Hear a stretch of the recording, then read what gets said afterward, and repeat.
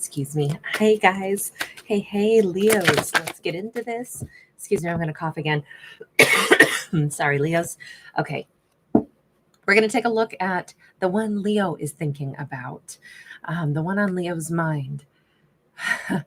Well, we got love on their mind. It's the one that Leo's thinking about could be a Capricorn.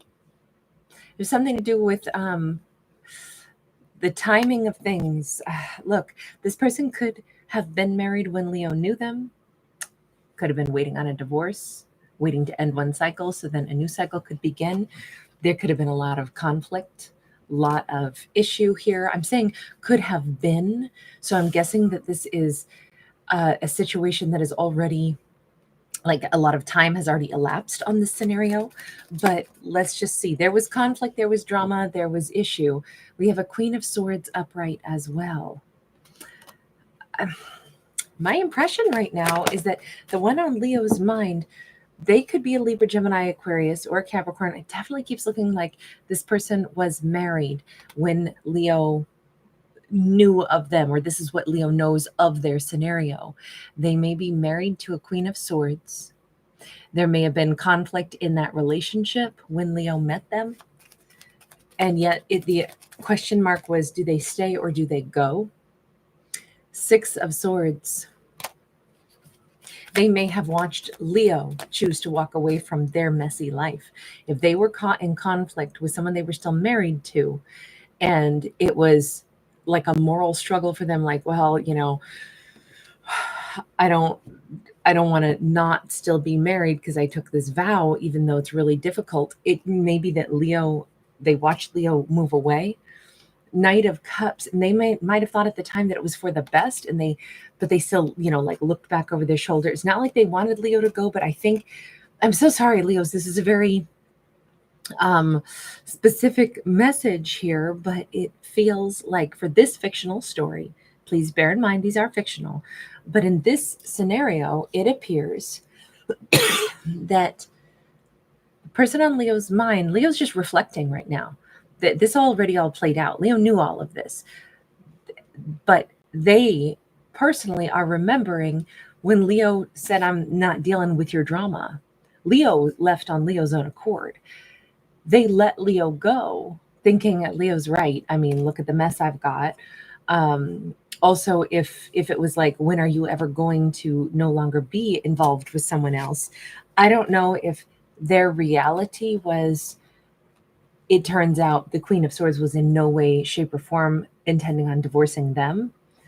And that was the truth of it, is that they realized it would have been like stringing Leo along, because that Queen of Swords was definitely not going to be agreeable to closing this chapter with whomever this person is. But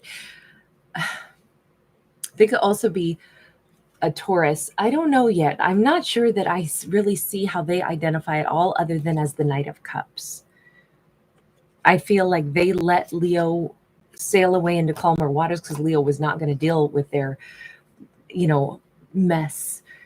And sure enough, even though it hurt them to watch Leo go, I mean, the best thing of their life just walked away when Leo sailed on out of their life with that Five of Pentacles. They were aware of that. They knew. There was a despair even when Leo walked away, but what was Leo supposed to do? This person seems to have been still in a long-term contract with another person, a full-blown, in this storyline, it was a full-blown marriage contract. And it was going to stay that way. So what are you thinking about with Leo right now? King of Pentacles, had something changed for them? Because how come they got their little box of goodies? That might be all they've got left to their name. Have they actually ended that contract? We have a Six of Cups sideways. This says they're thinking real hard about coming back into Leo's life, wondering if, even if they have very little left to their name. Hang on, did you actually divorce? Here's the thing, they're thinking about wanting to marry Leo. There's a Four of Wands. That must mean that they are single, right? Or are they just like, I just wish that I had not let Leo go. I wonder if I can talk to Leo again. I can't quite see that. We have a Seven of Cups and the Ace of Swords. Okay, the way I'm going to interpret this one, as rough as it, bumpy as it may sound, is it looks like they're going to be trying to come into Leo's life with the intention of, I wonder if, how would things would stand between me and Leo. If Leo would still be willing to like marry me, then I would finish separating from this person. I don't know. Do I go ahead and completely like divorce? It almost feels like they still haven't done it. But if now it's like, no, I'm ready. Like I let Leo walk away. It's the saddest thing I ever did. I would now leave, even if it meant leaving with not much else to my name. Maybe this would be a big financial struggle, if they were to divorce. And it's like, I don't care. I would be willing to let go of everything. Now, it could be that Leo's a pretty good, stable business person. Maybe they even think they could help Leo in business or something.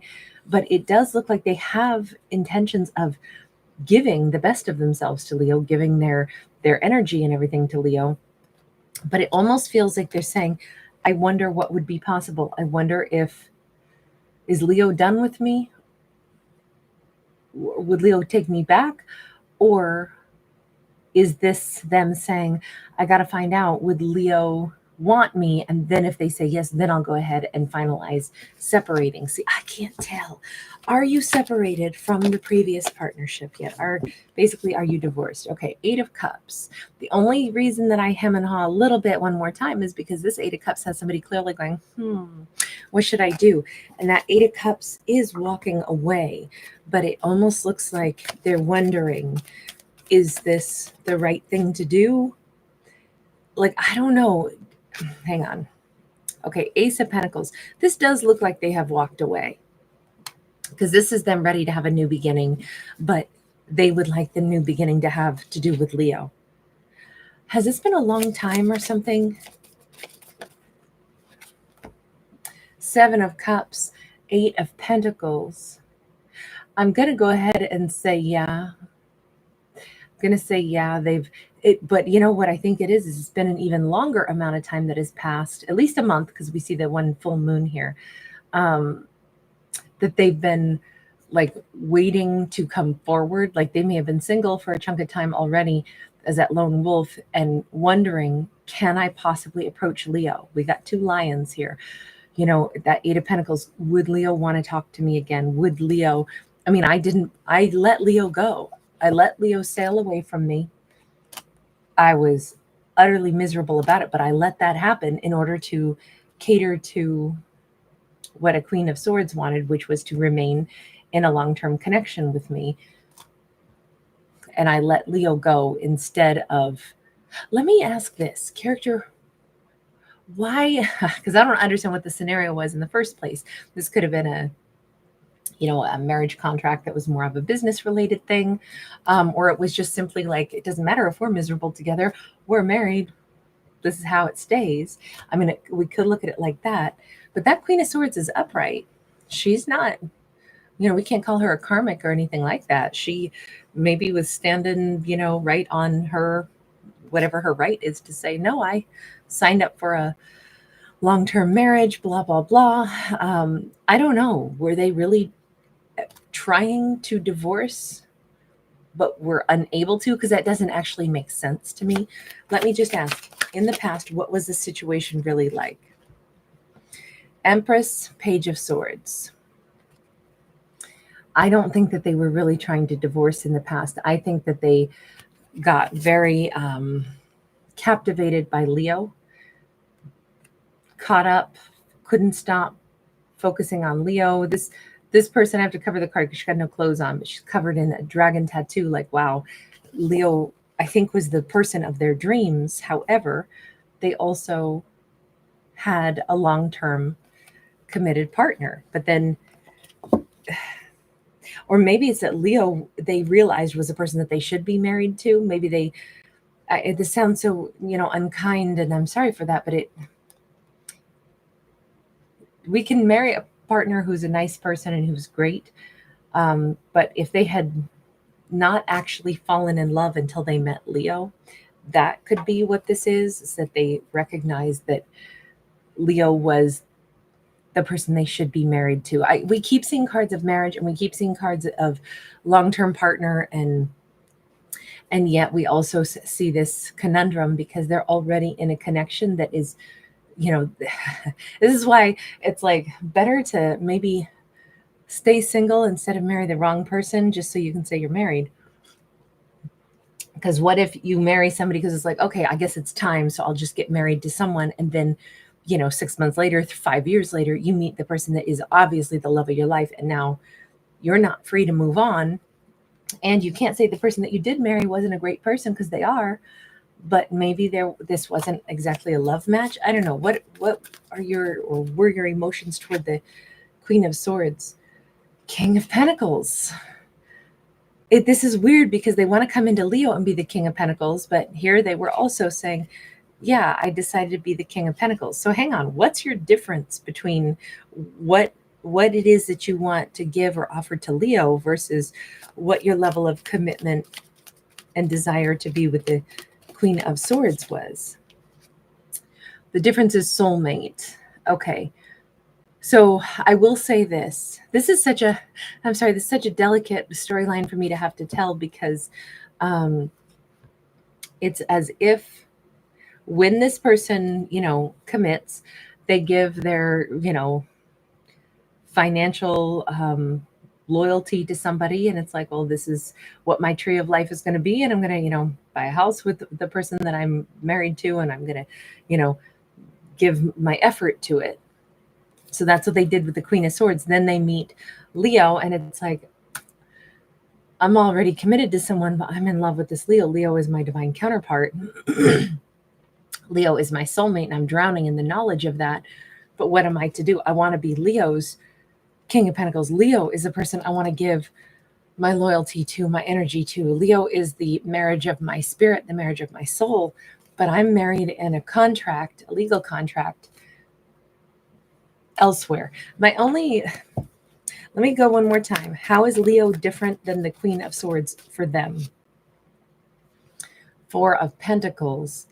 Let me go one more time, because that says Leo is the person that they must stay away from. But I just want to make sure that there's not like a, because Leo is taboo, it's exciting kind of thing. Sorry, I'm grilling this person, but we got a Four of Swords sideways.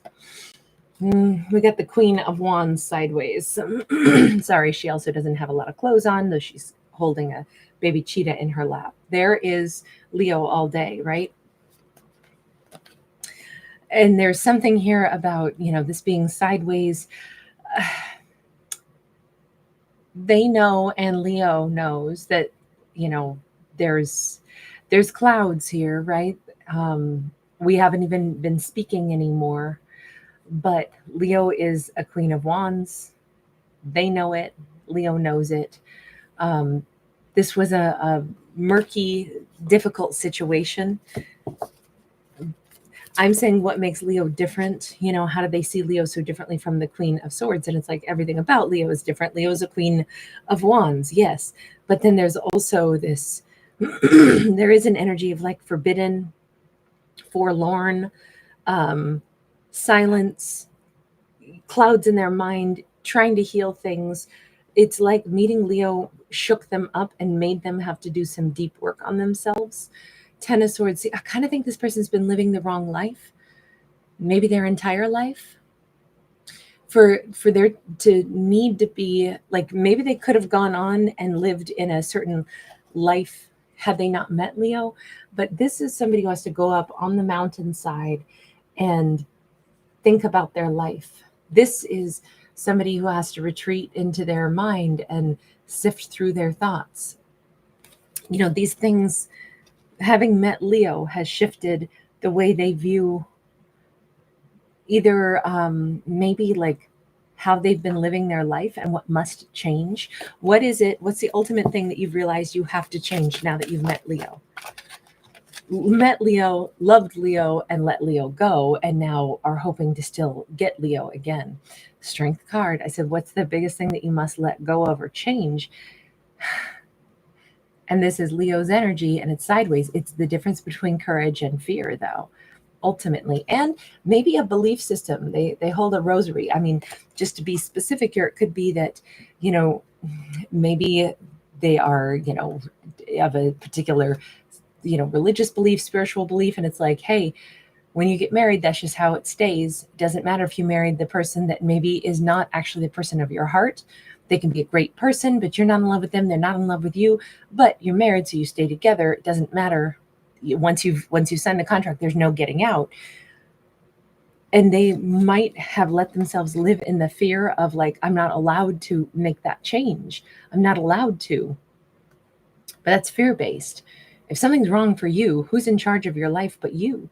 So because you made one decision at some point in your life, even if you intended at the time, like, I think this is a good idea, I'm going to marry this person, but you were not aware that something might change in you as you evolve and grow and, you know, our 80, 90, 100 years of life on this planet, things change. If you are beholden to one decision that you made, maybe you get married at 18 and you're beholden to that one decision for the rest of your life, that doesn't feel like a free life to me. It doesn't feel like freedom. It doesn't feel like somebody who's actually in control of their own destiny. It doesn't feel like somebody who is living their truth. It feels like your free will is gone if you're never allowed to, you know, change your mind.